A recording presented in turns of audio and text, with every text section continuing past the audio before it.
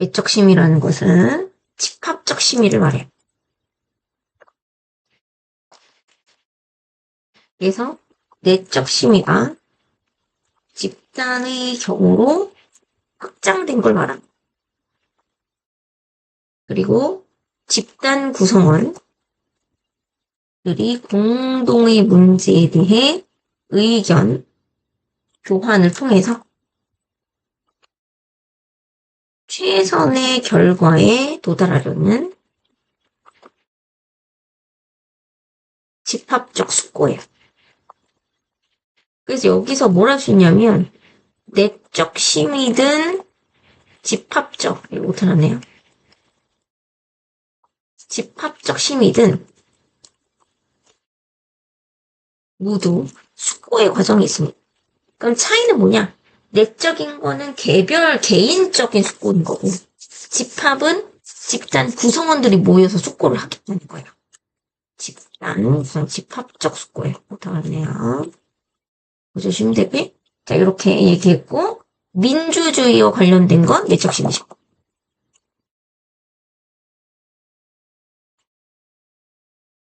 이렇게 보시면 되는 거고요.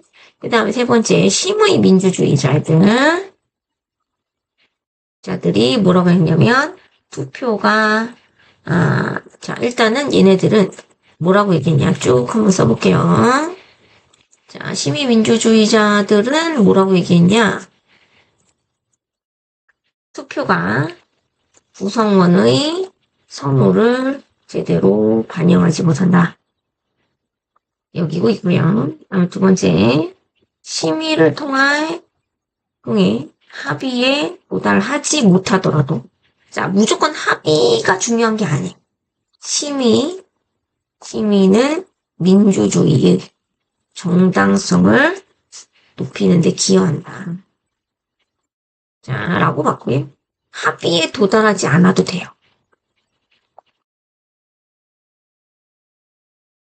이게 중요한 거고. 그 이유를 여러 가지 정리를 해보면, 정보를 모으는 과정에서 합리적 의사결정에 도달할 가능성이 높다라는 거, 높음이라고 본 거고요. 자, 그 다음에 또 하나는 여기 보시면 개인적 판단의 능력을 판단 능력의 한계를 극복하게 하고, 그 다음에 공적이고 그 다음에 도덕적인 의사결정을 도출하게 돼요. 왜냐하면 공개되거든요. 이렇게 보시면 되는 거고, 그 다음에 관점이 공개되기 때문에 사적 관점에서의 선택을 방지하는. 똑같은 이유죠. 공개가 돼서 그러는 거죠. 그리고 심의 결과, 이 정당성을 높이기 때문에 정당성이 높아서 수능 비용을 최소화합니다. 그러면 여기서 말하는 수능 비용은 뭐냐?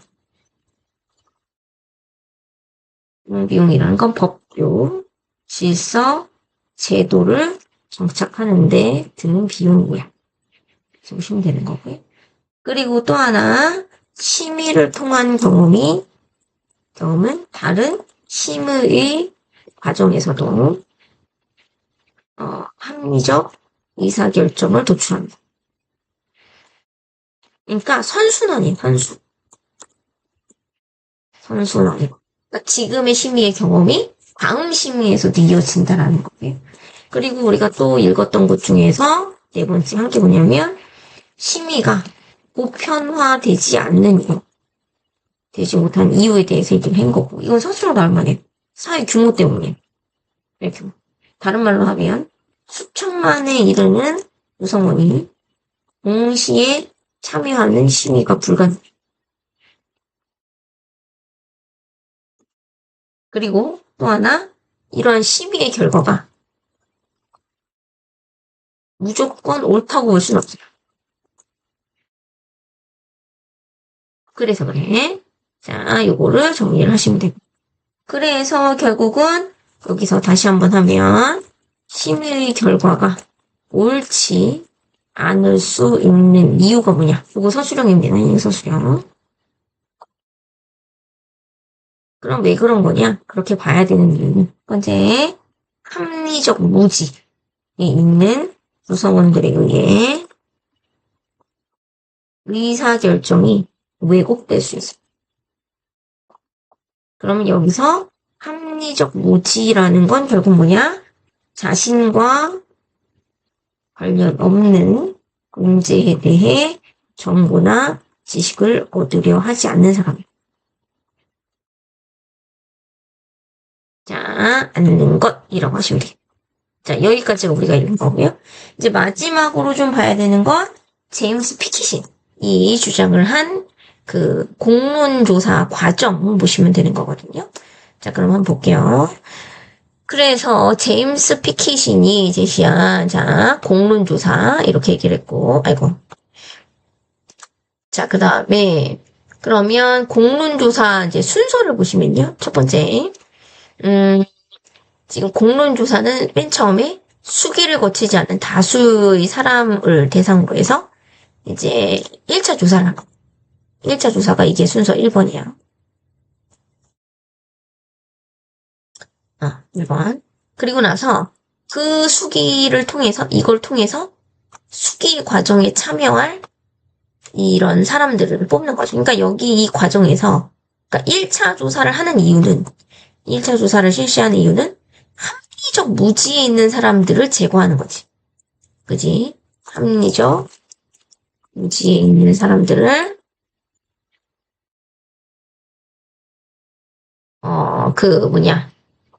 심의의 과정에서 제외시키기 위해서 이렇게 보시면 되는 거고. 그리고 표본을 정해요. 근데 표본 정할 때 주의할 점 뭐냐면 다양한 요소를 고려해서 편중되지 않게 선정하는 게 중요해. 그러니까 다양한 요소라는 건 성별, 나이, 직업, 지역 이런 것들을 다 고려해서 평등적으로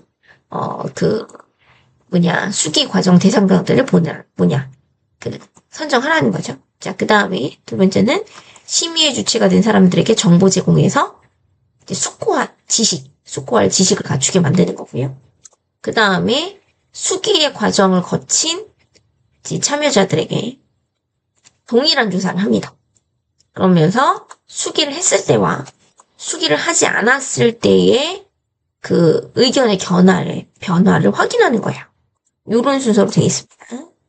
근데 이제 이 피시킨을 반대하는 학자들이 있어요. 그러니까 반대하는 의견은 뭐냐면 공론조사의 결과는 그렇지 않아. 그러니까 최종 결과가 되지 않아요. 최종 결과가 아닐 수 있어. 자, 그래서 의사결정의 지연만 가져온다. 이런 것도 있고. 그리고 조사 결과가 취사 선택. 자기들에게 유리한 것만 선택이 돼서 악용이 될 수가 있고요. 그리고 또 의사결정의 다양성이 제고되고 질이 떨어지는 심의의 실패가 일어날 수 있어요. 그래서 반대하는 이유가 이렇게 세 가지. 반대하는 이유 1번 의사결정 지연시킨다.